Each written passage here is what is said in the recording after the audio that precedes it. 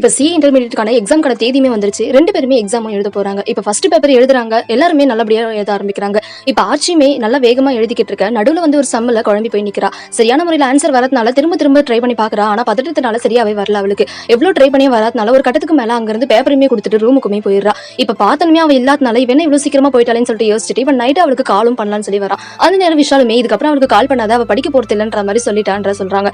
ஏன் இவ்வளவு இப்படி பண்ணிக்கிட்டு இருக்கா, அவன் நல்லா தானே படிச்சுக்கிட்டு இருந்தான்னு சொல்லும்போது நீ அவளை விட நீ ஒழுங்கா படி அப்படின்ற மாதிரி சொல்லிட்டு போயிடுறான். இப்ப ஆர்ச்சியுமே எக்ஸாம்ல சரியா எழுதாதனால வந்து பயங்கரமா டென்ஷன் ஆயிட்டு இதுக்கப்புறம் நான் சிஏவே படிக்க போறது இல்லை அப்படின்னு சொல்லி அங்க இருந்து எல்லாத்தையுமே கிழிச்சு போடுறா. இப்ப நைட்டு பார்த்தனுமே அவ இப்படி பண்றதுனால சரி அவளை போய் பார்த்துட்டு வருவோம் அப்படின்றதால சாப்பாடுமே வாங்கிட்டு அவ ரூமுக்குமே போறான். இப்ப ஆர்ச்சியுமே அவனை பார்த்துட்டு நான் அதுக்கப்புறம் படிக்க போறது இல்லை, தயவு செஞ்சு இங்க வராதுன்னு சொல்லும்போது நான் உனக்கு சாப்பாடு மட்டும் தான் வாங்கிட்டு வந்திருக்கேன், 2 பேரும் ஒன்னா சேர்ந்து சாப்பிடலாம் அப்படின்னு சொல்லிட்டு இப்ப உள்ள போய் ஒன்னாவே உட்காந்து சாப்பிடுறாங்க. எதுக்காக நீ இப்படி பண்ணிக்கிட்டு இருக்க, இந்த வாய்ப்பு யாருக்குமே கிடைக்காது, ஆனா உனக்கு கிடைச்சிருக்கு, நீ ஏன் இப்படி பண்ற அப்படின்னு சொல்லி கேட்கும்போது உனக்கு புரியாது, நான் எவ்வளவு கஷ்டப்பட்டு படிச்சிருக்கேன், நான் எவ்வளவு கஷ்டப்பட்டேன், ஆனா இன்னைக்கு நான் எவ்வளவு ட்ரை பண்ண அந்த ஒரு சம் வரல அப்படின்னும் போது எனக்கு எப்படி இருக்கும், இங்க பாரு இந்த நோட்டை நான் எவ்வளவு வாட்டி ட்ரை பண்ணிருக்கேன், ஆனா இந்த சம் நான் போயிட்டு வரல அப்படின்னும் போது எனக்கு எப்படி இருக்கும் அப்படின்னு சொல்லிட்டு அந்த பையன் கிட்ட நோட்டியுமே கொடுக்க இப்ப அவனுமே அதை பார்த்துட்டு எனக்கும் புரியுது, எல்லா நேரங்களிலும் எதுவுமே ஈஸி ஆயிடாது, சோ எல்லாமே ஒரு சில நேரங்கள் கஷ்டமா தான் இருக்கும், என்ன எடுத்துக்கோ, என்னோட அப்பா அம்மா 2 பேருமே பிசினஸ்ல பயங்கர ரிச்சா இருந்தாங்க, ஆனா 2 பேருமே இப்ப பிசினஸ் இல்லாதனால தான் ரொம்பவே கஷ்டப்படுறோம், இப்ப அவங்களுக்காக நான் சரியான சிஏ கரெக்டா கொடுத்திருந்தாங்க அப்படின்னா எங்க வீட்டுல இந்த ஃபேமிலியில எங்க சிச்சுவேஷன் இப்படி வந்திருக்காது, அதனால தான் நான் இன்னைக்கு சிஏ இந்த அளவுக்கு மும்மரமா படிச்சுக்கிட்டு இருக்கேன், என்னோட பிசினஸ் திரும்பவும் எப்படியாச்சும் நீட்டு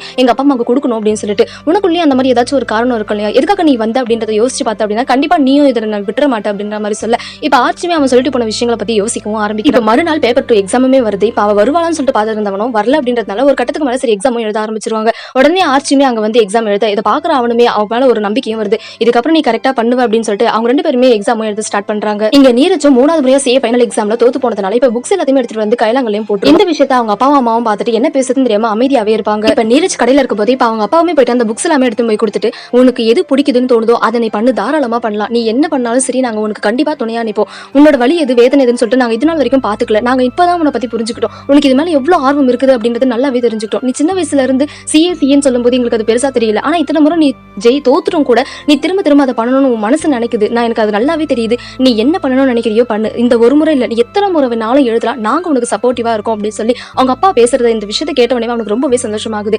இப்ப இதுதான் ஃபைனல் எக்ஸாம், இதுக்கப்புறமாச்சுன்னா கண்டிப்பா என்னால கிளியர் பண்ண முடியும் அப்படின்னு சொல்லிட்டு ஒரு தன்னம்பிக்கையோட அவனுமே அங்கிருந்து சிஏ படிக்கிறதுக்காக திரும்பவுமே மும்பைக்குமே வரான். சோ இதோட சீசன் 1 முடிஞ்சிச்சு. சீசன் 2 தேவைப்படுச்சு அப்படின்னா மறக்காம கமெண்ட் பண்ணுங்க.